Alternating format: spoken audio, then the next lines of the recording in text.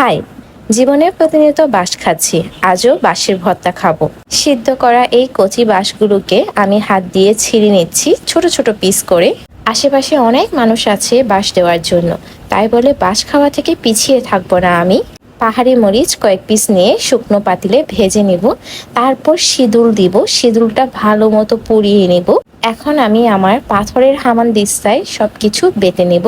প্রথমে নিয়ে নিয়েছি মরিচ, ভালো মতো বেটে নেব। কত সহজে বেটে নিচ্ছি দেখেন, খুবই ভালো একটা হামানদিস্তা। তারপর আমি সিঁদুর নিয়েছি অর্ধেক বা নাপ্পি বলি, সো অর্ধেকে দিয়েছি। ভালো মতো আমি পেস্ট করে নিচ্ছি। হালকা পানি দিয়েছিলাম, পানি দিয়ে ভালো মতো মিক্স করে নিলাম। এখন দিয়ে দিব টেস্টিং সল্ট 1 চামচ, তারপর লবণ 1 চামচ। এখন ভালো মতো মিক্স করে নেব। শুধু তা নয়, আমি একটি পেঁয়াজ কেটেছিলাম, এখন সেটাও অ্যাড করে দিব।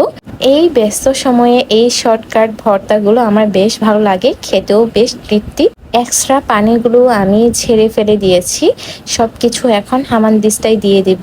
যারা অন্যকে নিয়ে সমালোচনা জাজ করে হিংসে করে, তাদেরকে আমি এইরকম হামানদিস্তায় পিষে ফেলবো। মজা করেছি। এখন আমি টেস্ট করেছি, লবণ সবকিছু ঠিকঠাক হয়েছে। এখন আমি অন্য একটা বাটিতে ট্রান্সফার করে নিচ্ছি।